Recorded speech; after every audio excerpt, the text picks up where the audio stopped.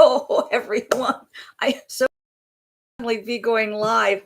I don't know what happened, but it tries to actually go on live, and YouTube has changed the way that that happens and all the information up front. And it, it was, forgive me, but finally I got here. So hopefully this will work. I think I'm live. And things are falling apart here in my office. I'm not sure if it's me or exactly what is going here, if it's electronics or what's taking place, but we're going to get through this. All right. Our question this week, and I want to say thank you all for coming today, for my new viewers and for those who come back every week. I'm so grateful to see you. And we will get a message from one of my books. It's the Master's Book of Answers. And as you know, many of you, this particular book it's an oracle book. So we just open to any page and we get an answer. Now, some people have said they read it from cover to cover. Honestly, I've never done that since I wrote it. And I'm not sure that's helpful. The way to use the book is actually, excuse me, I use it in the morning. Hello, Judith. Good afternoon. So good to see you. I'm not sure what happened before, but it may show I went live 3 different times and I finally got on here. So I'm glad to see a friend on here with me, supporting me. Anyway, use this book is just to have a question. You just open to any page, but it helps if you have a question. Or when I journal is I just ask Phillip to give me a message for the day. And so we'll get our message for that shortly here. What our question for this week is, it's about, do we bring information from past lives into this life with us? You can post them in the comments below and I'll pick them up there. Or you can email them directly to me. Eventually, I get around to them, we put them in the queue. And so thank you for the questions. I do ask that the questions be of a general nature, that questions that are a little more esoteric rather than personal questions. If you have personal questions, I suggest 2 things to you. One, you can get a private session with me. The information is below. Just go to my website. Or every other month, I do a Zoom Sacred Circle. That information is also on my website, how to sign up for that. The next one will be in October, which isn't so far from now. We just had one. Judith was part of that. And we'll do another Sacred Circle in October. So here we go with our question. I'm catching my breath here because it's getting here. Our question is, I hear when we reincarnate, we keep the abilities and knowledge we learned in our previous lives into this one. What is your and Philip's take on this? All right, here's what Philip starts with.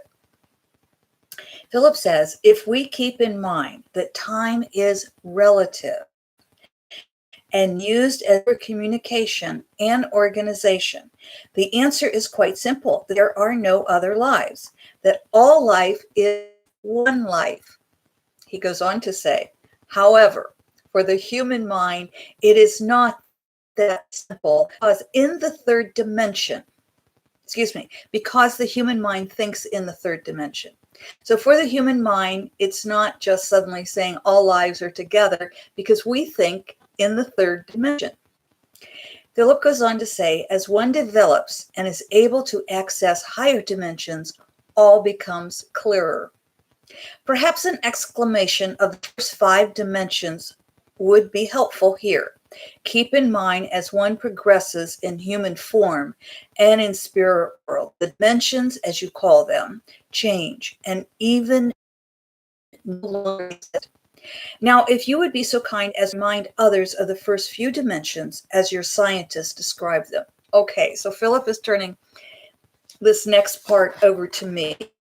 And Einstein taught us that everything is light and energy. And Judith is telling me that the internet connection is a bit unstable.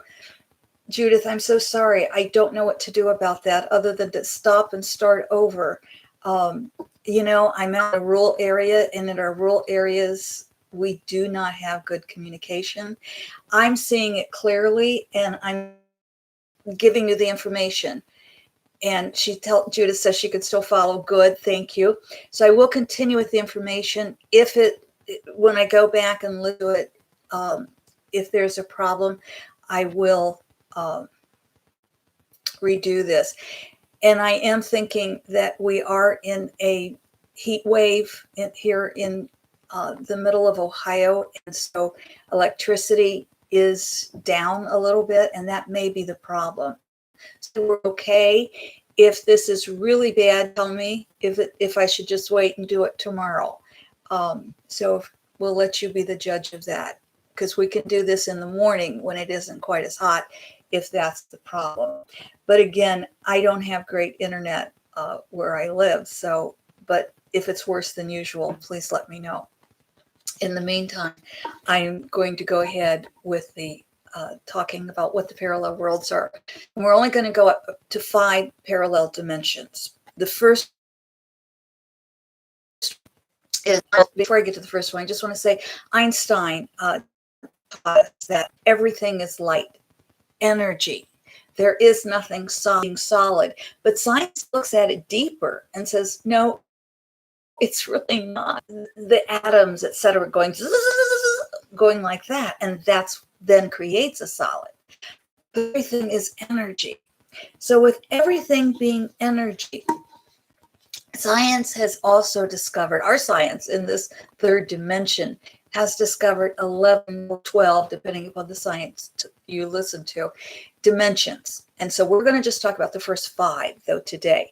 The first dimension, and I made an example here, is simply this. There's no depth. Now, some science will say it's a line and another dot, but there's no depth, there's no width, there's no up or down, in or out. It's just the dot. That's the first dimension. The second dimension, I have another example here. It's a compilation of photographs, but and this is imagine this is a photograph. And the second dimension has length and width. So a photograph has length, it has width, length, and width, but it has no dimension. Photograph. This is section, up or down. It's just there, right? So first dimension is just no depth, no up or down, no width. Second dimension is like a photograph. There's just no depth there. If we get into the third dimension, we get into where there's depth. And that's where we get into this type of thing. This is the third dimension. There's depth, there's width, there's length. There you can go forward, you can go backward, you can go left or right. That's the third dimension. That's where we live. And now imagine if you live in the second dimension. This is pretty scary, this third dimension. Live in the third dimension. And the fourth dimension can be a little scary to those of us in the third dimension. What is the fourth dimension? Well, the fourth dimension, put the ball down, is we see in the third dimension, we see moment to moment. We're seeing this life now, and then 10 minutes, we'll see what's happening in 10 minutes, et cetera, et cetera. We could see a little bit in the future, a little bit in the past, but it's basically what's happening in our lives at this moment.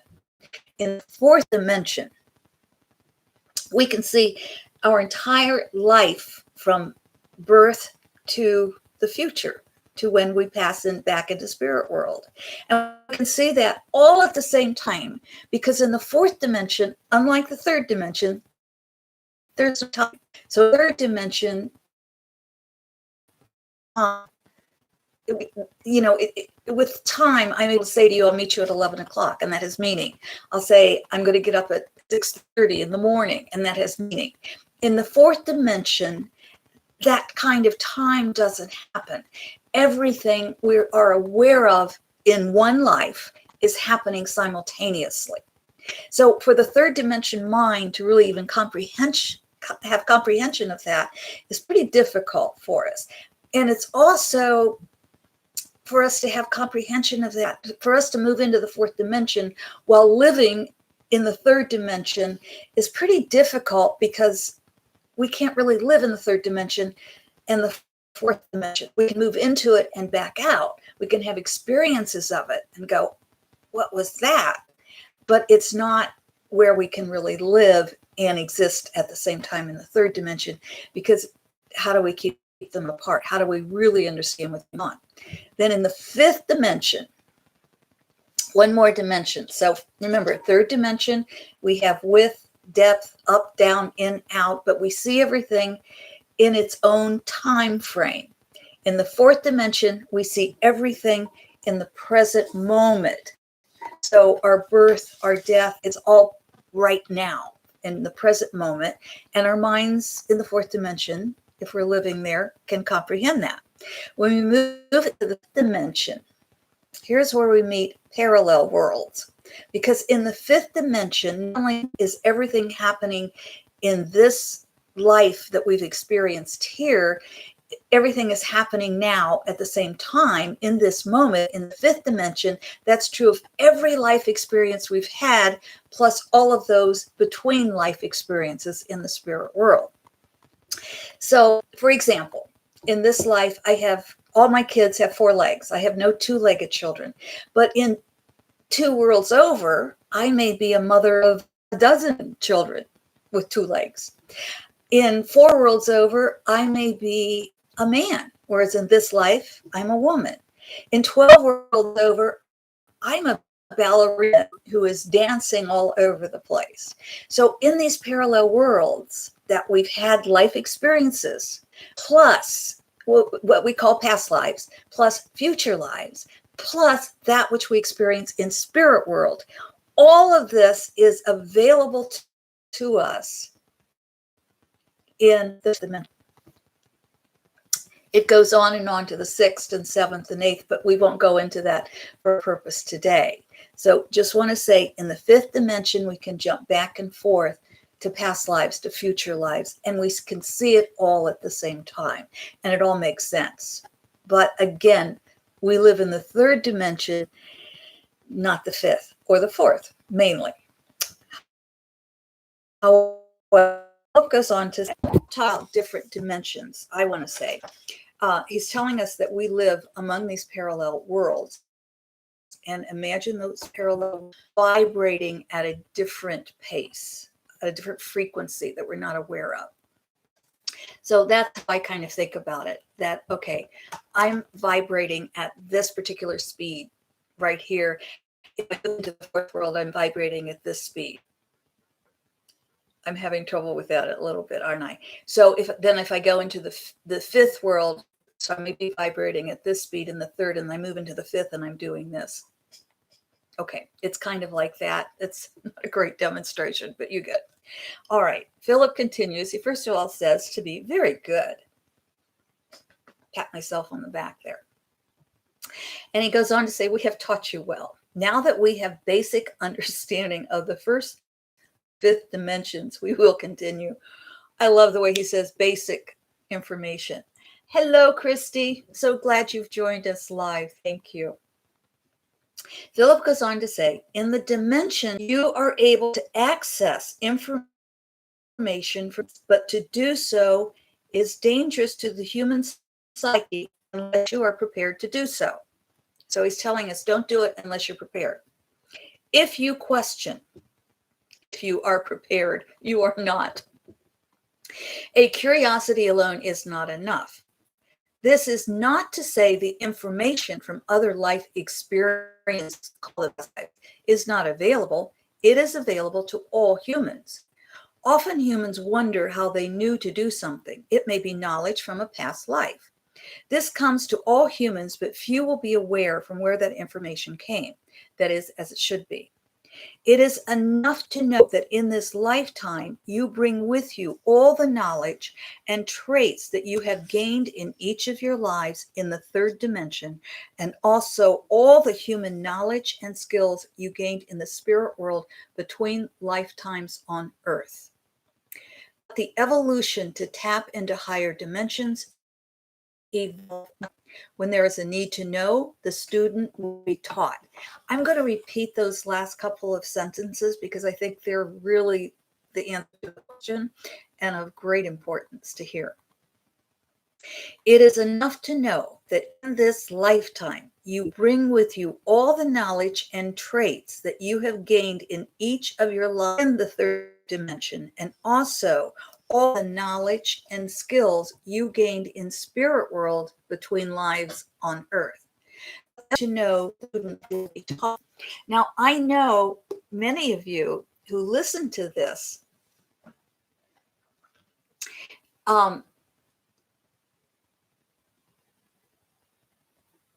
did I lose? All right. I just got a message that the connection was unstable and they were going to reconnect me. So I'm going to reread those last couple of paragraphs. I think you got them, but just in case, I think those are the most important. I think what Phillip is saying there is really of great importance, and hopefully we have a better connection now. It is enough to know, lifetime you bring with you all the knowledge and traits that you have gained in each of your lives in the third dimension, and also all the knowledge and skills you gained in spirit world between lifetimes on earth. Let the evolution to tap into higher dimensions evolve naturally. When there is a need to know, the student will be taught. I know many of you have already tapped into past lives and possibly even future lives. And I think you've done that naturally. So Phillip is saying that that's a natural thing. And as you evolve naturally, you're going to move into the fourth and even the fifth dimension, and possibly even higher dimensions. And that's going to be and is a natural thing, I know, for some of you. What he is saying, though, is don't push it if it's not a natural thing for you. So do we want to take classes to move into the fourth or fifth dimension? We can. But again, it's about somebody sitting down and saying, okay, I'm going to tap into the fifth dimension, and here's what that means, and ready to move in. When we've evolved to the point that we're ready for that, that happens. And I think for many children, many of you as children, it did happen, and perhaps you walk back from it and then you move back into it. So if you move into it naturally, or you do the study and the work evolved, go for it. If not, please just be careful. That's all. Because think about it. You know, if we go back to the ball, it's pretty scary because there's a lot more in third than there is in second. And the same is true if we move from third into fourth, and fourth into fifth, or third into fifth. We can do it, and you will do it as you evolve. So some of you are much more evolved than I am already on that. So congratulations, come teach me. But in the meantime, yes, all that to answer, go back to the original question, all that information from, as Phillip said, all of your lives, past, future, even human life in our spirit world, all that information, all those skills, you have it. Tap into it. You may or may not know you have it. Tap into it. So let's get our message this week, shall we? And hopefully we still have some internet. I apologize for that. I don't know what's going on, and hopefully it's a bit more stable now. All right. If you heard, I'm hearing left, but I'm also hearing right. So I think perhaps this week both messages are for all of us. So I'm going to read left and then I'll read right. So the left message says, if the receiver of your gift is put in your debt, there is no gift. If the receiver of your gift is put in your debt, there is no gift. I'm not sure how that connects to our message this week. As always, the messages from Phillip on this book. I'm not sure what that is for the answer to the viewer's question. And on the right, it says, do unto yourself as you do unto others. Do unto yourself as you do unto others. And again, almost always that it always surprises me pleasantly that the message from this book is so clearly connected to the answer. Um, and this week it doesn't seem to be connected, or I haven't figured out. You may have figured out how it's connected. I haven't seen it yet. But do unto others as you do unto yourself as you do unto others. So I think that's saying, let's be kind to ourselves. Let's also love ourselves. And if the receiver of your gift is put in your debt, there is no gift. All right, my friends, I thank you for your patience. Hopefully I won't have to re-record this. Something is going on with the electronics today. It took me 3 different tries to actually be able to go live, and and hopefully it's not too unstable. Judith, thank you. I really appreciate your helping us out here and us know what was going on. And again, I apologize for my internet connection. Not sure what all have a. I want to leave us with some thoughts here before I sign off. There's a lot going on in our world. I will be doing, if not over the weekend, early next week, I will be doing the predictions for September. And it doesn't surprise me at all how right on Phillip is, but it's sad sometimes because I know he did tell us in August that the couple of weeks we'd get through those, it'd be fairly calm, and then by the middle of the month things would get really very difficult for us. And we think that uproar in Afghanistan and the problems with the wildfires out west. I know how to get through this without a broken heart. The only way I know how to get through this is to remind myself that as souls, we choose our journey. We don't choose every single piece of the journey. We choose, it's like we're at a train station and we choose which train to get on, but we have to get on one of the trains because we've signed up for it. And it's like a circle. We will come back to where we need to, regardless of which path we take to get there. But we can never judge another human being's journey. And that's what I remind myself when I see or hear or read the stories of Afghanistan or hear of the suffering across any country with any people.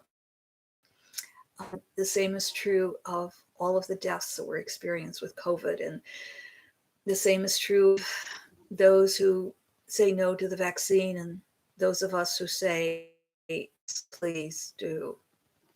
It's our own journey.